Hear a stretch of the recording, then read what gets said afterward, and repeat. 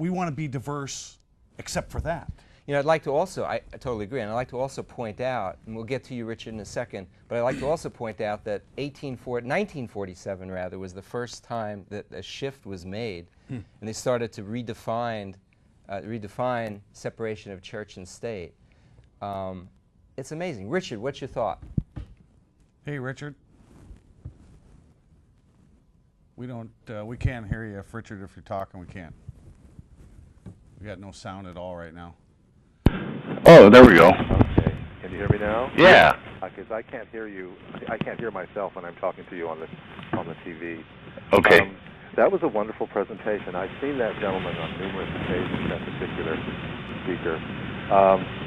He left out one important little piece of material that Thomas Jefferson said when he was asked by, I can't remember whether it was somebody from England or somebody from Germany, but he said that the United States was no way formed according to on Christian principles.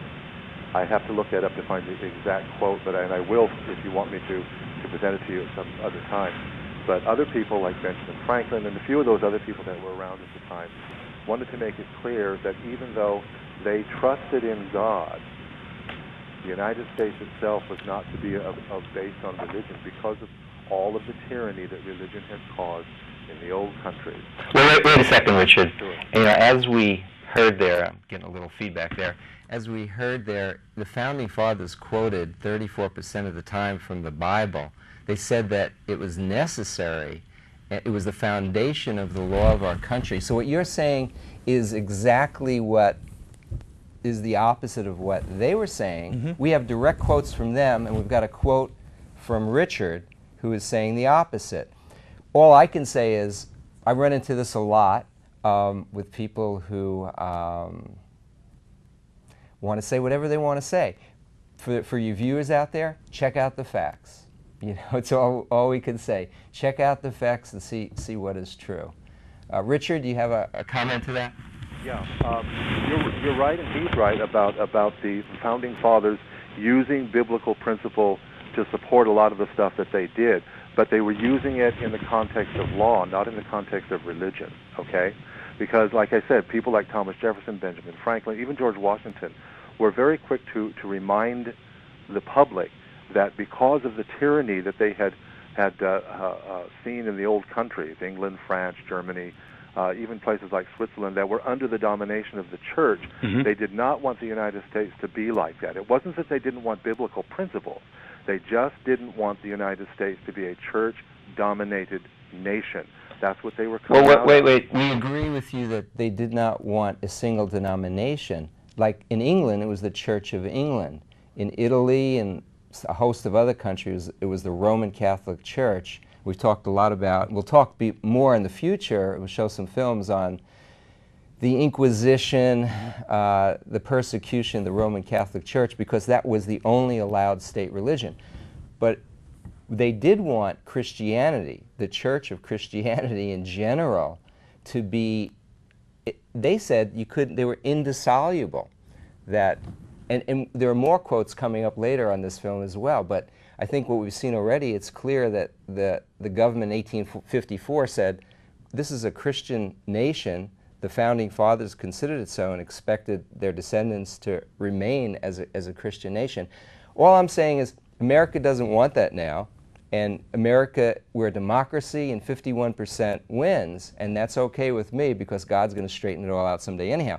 In Germany, there was a large vote for Adolf Hitler. It was more than 51%, and they got what they wanted. And God tends to bless those who follow His precepts and does something kind of to the other extreme for those who don't. But last comment, Richard. We got another call. No. Hi, I'm Mike. This is Jay, and you're on the line, caller number 2. Your first name? Oh, we lost him. Well, we're having a little bit of trouble tonight with the technical end of things, but keep trying, and we'll get you on. Yeah, Mike. You know, when we really look at this separation of church and state, you know, I think the confusing thing for a lot of people is relating this church and state that the founding fathers were talking about, and that's Christianity, versus what was going on over in Europe in their church, which was religion. And there's a big...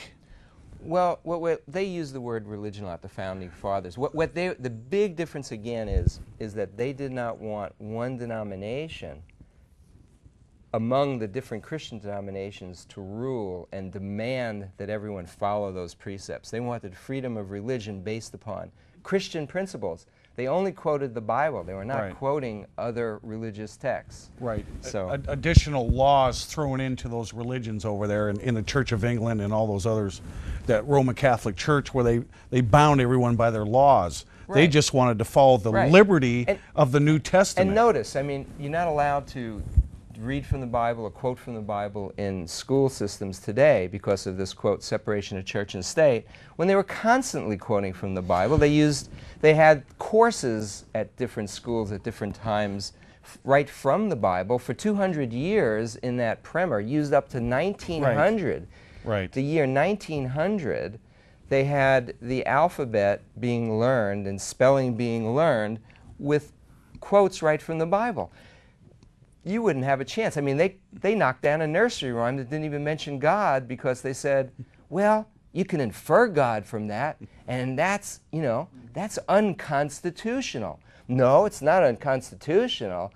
You guys have twisted the reality, and people, that's what they think it is now.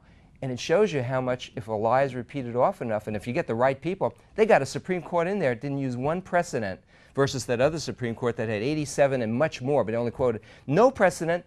It's the tyranny of the judicial with those folks. They're going to be answerable to God someday. And they just come out with, no, separation of church and state means you can't have anything relating to religion in the public sphere. What?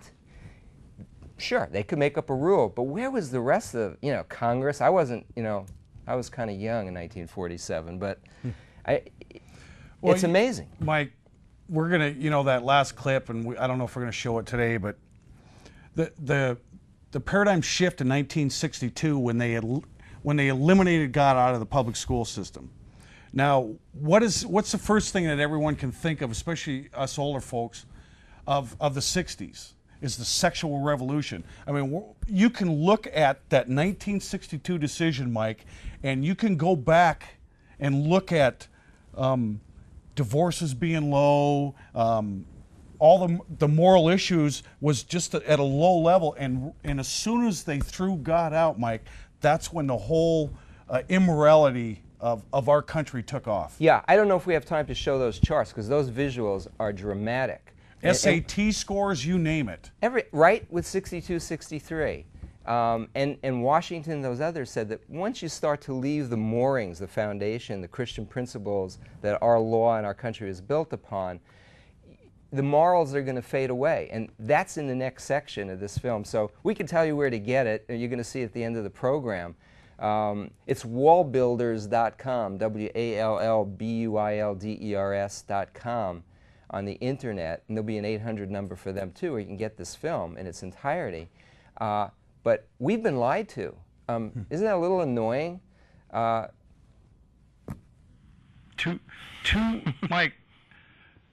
250 years. We walked in our founding fathers' vision. As George Washington said, and you just mentioned, religion and morality are indispensable supports. Our government was based on the Bible. We walked in the precepts of God's Word for over 200 years. And then, lo and behold, what comes in? What was the opposing view, really, that came in? And you look at Darwin and that theory of evolution, because before that, Mike, all we did was teach our children about this great Creator, what He requires from us, and how we are to just obey and walk in that. Absolutely. I did the math before. It's 170 years, and we've been around for 230 years. But you're absolutely right. For 170 years, that's the way it was. And you know, we've talked about the fact that the Humanist Manifesto, John Dewey, a lot of other educators that said, oh, well, it's obvious. It's right in there, the Humanist Manifesto. Check it out on the internet, on the search engine. But right in there, You know, they state we've got to get rid of Christianity